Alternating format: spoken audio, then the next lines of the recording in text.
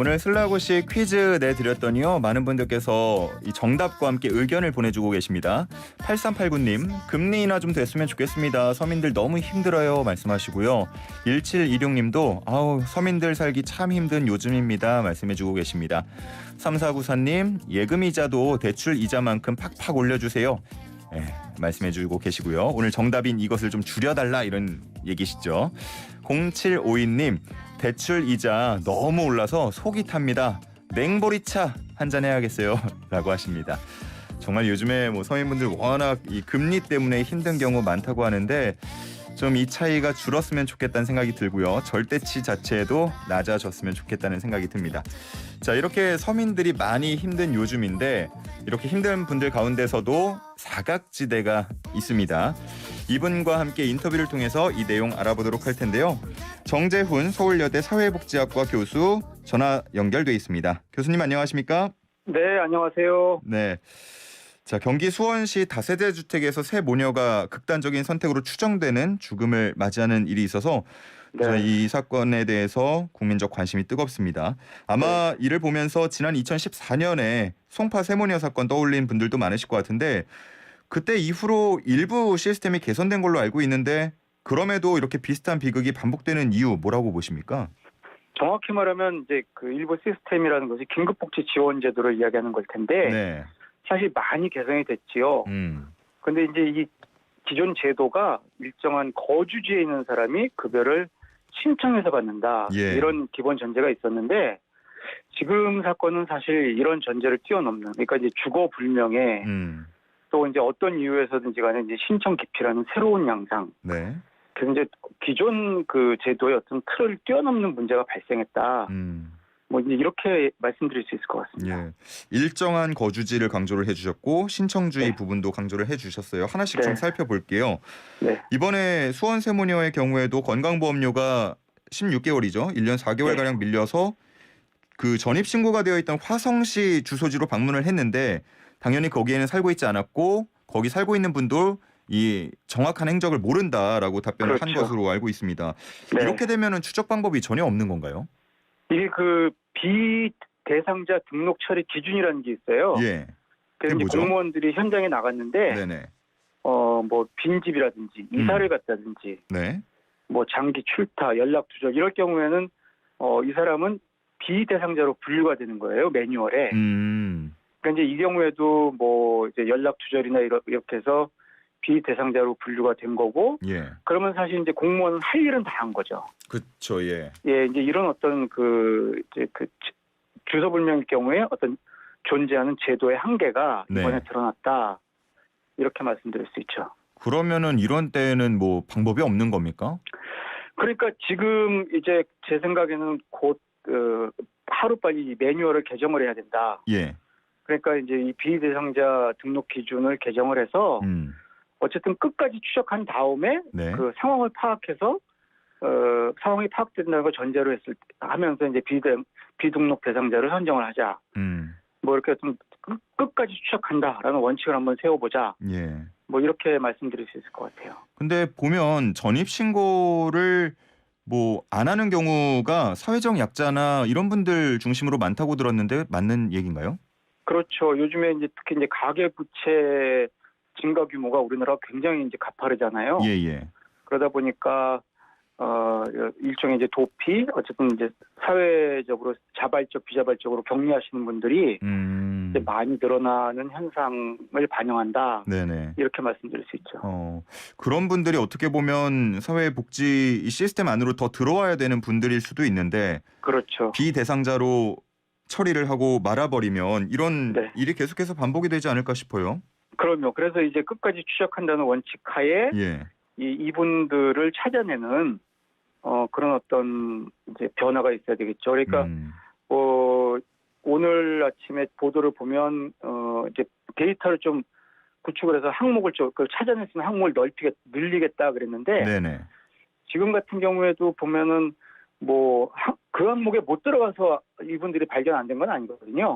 예. 네, 결국은 이제 좀 이렇게 끝까지 추적할 수 있는 어떤 인력의 확보라든지 이제 실질적으로 사람이 할 수 있는 일을 좀 보완하는 이런 변화가 있어야 될 것 같습니다. 그러면은 거주지 전입 신고 외에 실거주지를 파악할 수 있는 방법들, 뭐 추적을 할 수 있는 방법들 어떤 것들이 있겠습니까?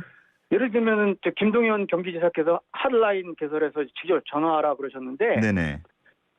그것보다는 제 생각에는 그 이제 개인의 선의에 의존하는 거니까 네네네. 경기도 이제 광역 차원에서 추적 전담 팀을 구성하면 되지 않을까 생각이 들어요. 추적팀을. 네, 그래서 이제 화성시 공무원이 나왔는데, 이거 좀 징후가 이상하다. 그러면은 경기도청에 보고를 하면은 이제 도청에서 그 이제 전담을 하는 거죠. 왜냐면 이제 지자체 그 주민센터 사회복지사 선생님들은 또 굉장히 또 다른 업무들이 바쁘니까. 예.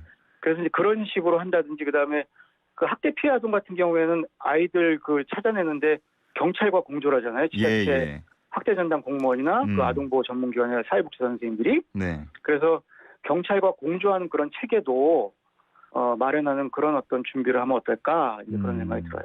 요즘 같은 사회에서는 사실 완전히 그 자취를 감추기는 쉽지 않은 거죠. 추적만 한다 그러면, 의지만 있다 그러면은 찾아낼 수는 있는 거 아닙니까?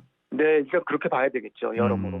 네. 그 분명히 아마 그런 의지가 없었다기보다는 아무래도 인력이나 뭐 등등의 문제가 있었을 것 같은데, 그러면은 이런 공무원들이 앞서서 말씀해 주신 것처럼 다 하긴 어려울 것 같고, 네. 인력을 늘려가기 위한 방법, 경찰 공조 가장 대표적으로 꼽을 수 있겠습니까?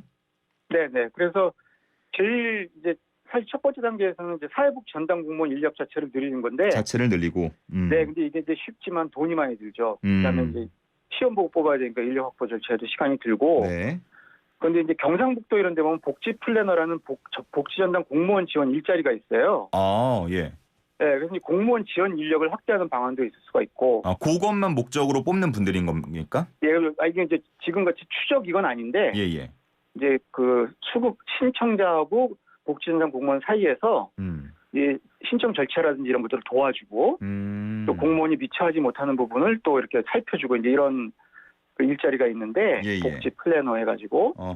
뭐 그런 방법도 있을 수가 있고, 그다음에 아까 말씀드린 대로 최소한 앞으로 광역 단위, 그러니까 이제 시도 단위, 광역 시도 단위에는 뭐 서울시, 경기도, 뭐 강원도, 충청도 네. 이런데 거기에 이제 추적팀 하나 정도 만드는 게 좋겠다. 거기에 이제 플러스 경찰과의 공조. 예. 이런 식으로 이제 사람이 좀 뛰어다니는 그런 시스템을 갖춰야 되겠다. 추적하기 위해서. 그런 거죠. 네. 이번에 보면은 수원세모녀가 복지 서비스를 신청하지 않아서 상황을 알기가 더욱 어려웠다라는 부분도 이야기가 되고 있는데, 네. 기초생활수급 신청하지 않은 이유가 혹시나 이전에 송파세모녀 사건 때처럼 뭐 부양 의무자 조건 때문은 아니었을까요? 네, 그건 지금까지 밝혀진 걸로는 아닌 것 같아요. 단지 이제 그 정보가 뭐 없었다거나 수치심 등 뭐 이런 요인들이 좀 있었지 않았을까. 예. 그리고 사실 부양의무자 조건 관계없이 일단 그 발견만 됐으면 긴급복지 지원제도, 그다음에 이제 재난적 의료비다 해가지고 의료비 지원, 예. 이런 것들을 받을 수 있었기 때문에 좀 더 안타까운 상황이죠. 뭐 오늘 아침 보도 보니까 이분들이 받을 수 있었던, 만약에 추적이 되고 발견이 됐다면 받을 수 있었던 뭐 그런 그 복지에 대해서도 나와 있던데, 금액으로 치면 어느 정도가 되는 겁니까? 글쎄요, 뭐 금액이 뭐 넉넉한 건 아니라고 볼 수 있을 것 같고요. 하지만 당장의 위기 상황을 모면하는데 도움이 될 수 있었을 테고, 또 중요한 거는 이제 그러면은 또 그 주변의 복지관이라든지 연결이 돼서 심리 상담 서비스라든지 관계 개선 서비스라든지 어쨌든 사람들이 좀 들락달락할 수 있는 여건이 조성됐었으면 될 수 있었을 테고, 그렇다면 이런 건 좀 예방할 수 있지 않았을까. 근데 그런 아쉬움이 드는 거죠. 앞서서 얘기를 잠깐 했습니다만 보면은 항목들도 되게 다양하고 그 복지 서비스가 좀 많이 세분화가 돼 있다는 느낌을 들었는데, 이런 거 다 본인이 알아서 찾아보고 신청을 해야 되는 상황인 건가요, 지금은? 아니요, 사실은 이제 그 뭐 이웃에서 알려주든 신고를 하든 본인이 신청을 하든 하면은 사실은 이제 웬만한 이제 이렇게 어려우신 경우에는 이제 복지 공무원이나 사회복지사들이 이제 알아서 서비스를 줄 수 있는 이제 그런 시스템 정도는 그래도 우리나라도 갖추었다. 물론 이게 이제 서유럽 복지국가와 비교할 때 아직은 좀 그 지원할 수 있는 서비스의 목록이 좀 부족하다든지 한계는 있지만, 그래도 어느 정도 갖추었다. 뭐 이렇게 말씀드릴 수 있을 것 같아요. 근데 그럼에도 불구하고 또 많은 분들, 이분들 외에도 좀 기본적으로는 신청주의이기 때문에 좀 잘 알지 못하는 복지제도에 대해서 접근성이 어렵다 이런 분들도 많으신 것 같은데요. 그렇죠. 근데 이제 사실 이런 그 긴급복지 지원제도나 이런 기초생활보장제도 같은 경우에는 예. 어느 나라든지 이제 자본주의 사고복지국가에서는 이제 신청주의를 하고 있어요. 사실 이거 상황을 알아가지고 본인도 모르는 사이에 국가가 알아서 급여를 준다는 건 사실 불가능한 일이죠. 아, 불가능하다. 네, 그래서 국민기초생활보장법에서 보면은 급여 신청을 하도록 되어 있는데 예. 사실은 이웃에서 신고만 해줘도요. 그 사회복지 전담 공무원이 그 대신 신청을 해줄 수가 있어요. 아하. 네, 그러니까 이 사실 이제 정보가 없거나 수치심 등 요인에 따라 신청을 못하는 상황, 예. 이런 것들을 또 이웃 공동체가 좀 이렇게 함께해서 이제 그 상황을 개선하기 위한 노력도 필요하다. 이렇게 볼 수 있겠죠. 예. 대리 신청이 가능합니다. 어디로 그러면 신청하거나 신고를 하는 겁니까? 일단 주민센터나 구청에 전화 한 통화만 하시면 예. 그거는 뭐 그다음 어쨌든 전화를 받은 공무원은 대응을 하게 매뉴얼이 되어 있기 때문에 예, 이거는 뭐 전혀 뭐 그렇게 걱정 안 하셔도 될 것 같아요. 그러면 이웃들이나 이런 분들 중에서 네. 좀 어려움을 겪는 듯하다라고 느껴지는 분들이 있다면 네. 뭐 주민센터나 아니면 구청, 시청 등으로 연락을 하면 된다는 말씀이시죠? 네. 물론 그래서 이제 그 본인 모르게 이웃들이 신청해서 도움의 손길이 가는 경우도 있고, 예. 물론 이제 개별 사례로 전화를 했는데 반응이 없다라고 분통을 터뜨리는 이웃의 목소리를 들은 경험은 있긴 해요. 아, 예. 하지만 일단 시스템은 그렇게 작동하고 있다.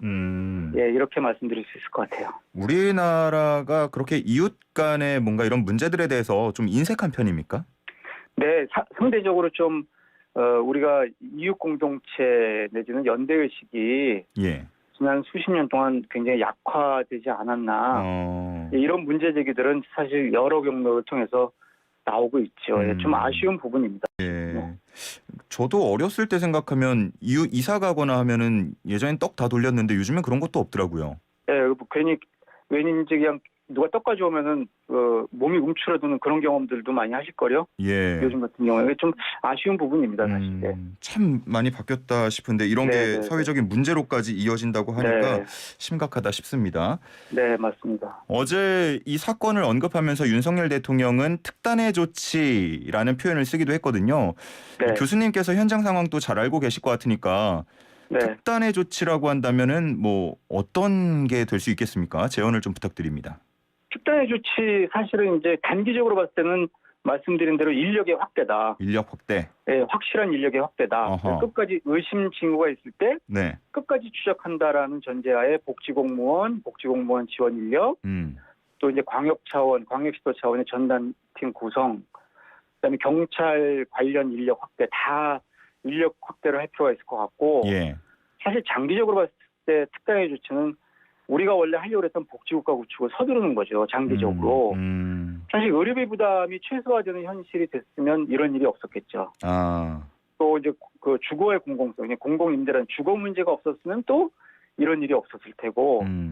근데 이제 이런 것들을 벌써 노무현 정부 때부터 뭐 비전 2030 해가지고 지금 정부까지 쭉 큰 어떤 복지국가 그 확대의 흐름이 있는데 이게 조금 그 속도가 늦춰졌다 빨라졌다 좀 그 이제 좀 논쟁거리가 되고 있는데 이걸 좀 서두르는 것 이게 또 장기적으로 봤을 때 특단의 대책이 아니겠는가 이렇게 생각을 해봅니다. 네, 단기적으로는 인력 확충, 장기적으로는 복지사회로 나아가는 큰 걸음 뭐 이렇게 생각을 정리를 해보면 될 것 같습니다.